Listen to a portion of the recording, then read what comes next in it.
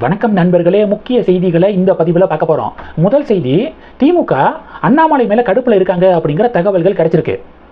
அண்ணாமலை மாநில தலைவராக இருந்தப்ப திமுக பயங்கர கடுப்பில் தான் இருந்தாங்க. இப்போ தான் அண்ணாமலை மாநில தலைவராக இல்லை, பிறகு எதுக்கு இன்னும் கடுப்பு அப்படின்னு சில பேருக்கு டவுட் இருக்கலாம்.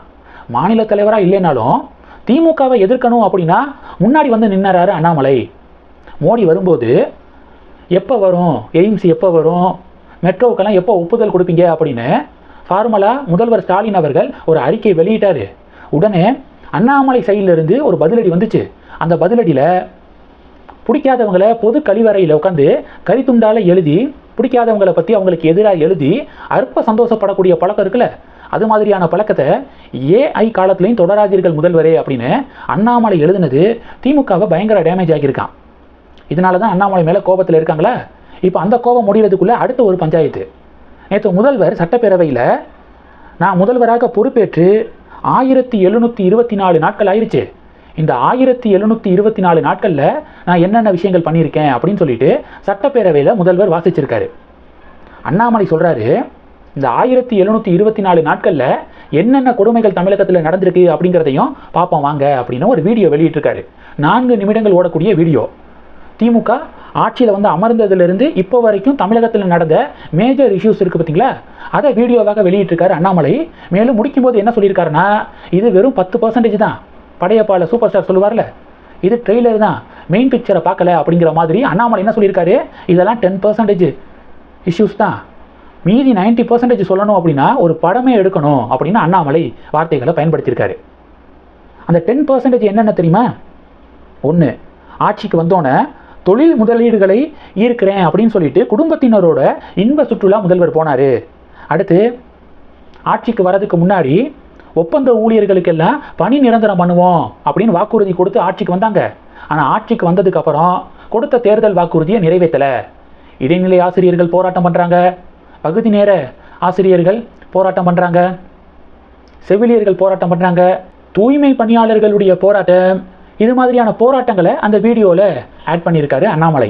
மூணாவது, நகராட்சி நிர்வாகம் மற்றும் குடிநீர் வழங்கல் துறை இருக்குல்ல, அந்த துறையுடைய மினிஸ்டராக KN நேரு இருக்கார். அவருக்கு எதிராக இடி 3 முறை புகார், டிஜிபிக்கு புகார் கடிதம் எழுதியிருக்காங்க. ஃபஸ்ட்டு வாட்டி எழுதும்போது 888 கோடி ரூபாய் அளவுக்கு ஸ்கேம் நடந்திருக்கு பணி நியமனத்தில் அப்படின்னு முதல் கடிதம்.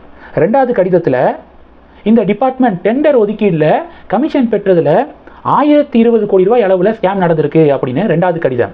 மூணாவது கடிதத்தில் டிரான்ஸ்ஃபருக்கு, பணியிட மாற்றத்துக்கு லஞ்சம் பெறப்பட்டிருக்கு, இதில் 365 கோடி ரூபாய் அளவுக்கு ஊழல் நடந்திருக்கு அப்படின்னு இடி தமிழ்நாடு டிஜிபிக்கு எழுதின கடிதத்தை தொகுத்து அண்ணாமலை அந்த வீடியோவில் குறிப்பிட்டிருக்காரு. நாலாவது, ஜாஃபர் சாதிக் விவகாரம். அஞ்சாவது, கள்ளக்குறிச்சி கள்ளச்சாராய பலி. அடுத்து, அண்ணா யூனிவர்சிட்டியில் மாணவிக்கு நடந்த கொடூரம், ஞானசேகர் கைது செய்யப்பட்டது, இது அந்த வீடியோவில் இடம்பெற்றுள்ளது. அடுத்து, நாமக்கல் கிட்னி திருட்டு விவகாரம்.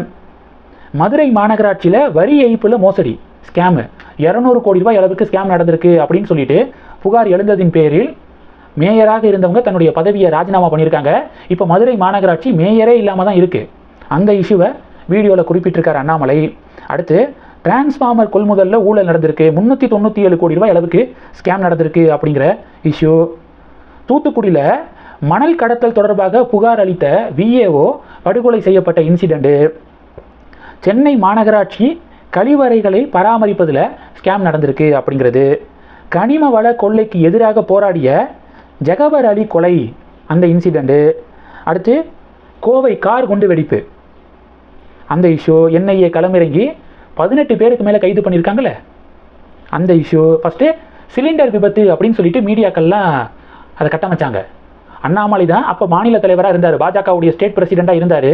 அவர் தான் இதை பார்க்கும்போது சிலிண்டர் விபத்து வெடிக்கிறது மாதிரி இல்லை, வெடித்த மாதிரி இல்லை, தீவிரவாத சதி இதன் பின்னணியில் இருக்கிற மாதிரி இருக்குது அப்படின்னு சொல்லிட்டு NIA விசாரணை தேவை அப்படின்னு முதல்ல குரல் கொடுத்தவர் அண்ணாமலை.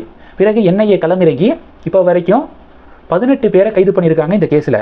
அடுத்து, சென்னை ஃப்ளட்டு. திருப்பரங்குன்றம் மலை உச்சியில் இருக்கக்கூடிய தீபத்தூணில் தீபம் ஏற்றுங்க அப்படின்னு நீதிமன்றம் உத்தரவிட்ட பிறகும் தீபம் ஏற்றப்படலை. 144 தடை உத்தரவை பிறப்பித்து தீபம் ஏற்ற விடாமல் தடுத்துச்சு திமுக அரசு அப்படிங்கிற இஷ்யூ வீடியோவில் சொல்லப்பட்டிருக்கு.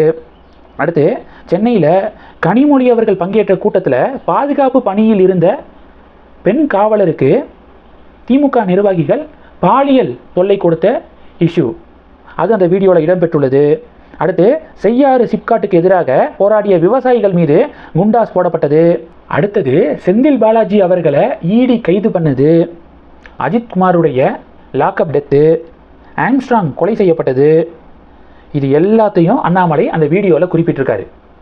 இதை குறிப்பிட்டுட்டு இது 10% தான், மீதி 90% சொல்லணும்னா ஒரு படமே எடுக்கணும் அப்படின்னு அண்ணாமலை குறிப்பிட, அண்ணாமலை ஷேர் பண்ண வீடியோ ரொம்ப ட்ரெண்டிங்காக ஷேர் ஆகுது. பாஜக, அதிமுக, ஏன்னா ஒரே கூட்டணிக்குள்ளே வந்துட்டாங்களே எல்லாம், என்டிஏ, அமமுக எல்லாரும் அண்ணாமலையுடைய வீடியோவை ஷேர் பண்ணுறாங்க. இது திமுகவுக்கு பெரும் கோபத்தை ஏற்படுத்தியிருக்கு. திமுக கூட்டணி கட்சிகளும் அதுக்கு ரியாக்ட் பண்ணுறாங்க. இதை பற்றி உங்களுடைய பார்வைகளை கமெண்ட் பண்ணுங்கள். தொடர்ந்து கனெக்டில் இருங்க. அடுத்தடுத்து நிறையா பதிவுகளை பார்க்க போகிறோம். நன்றி. ஜெய் ஹிந்த்.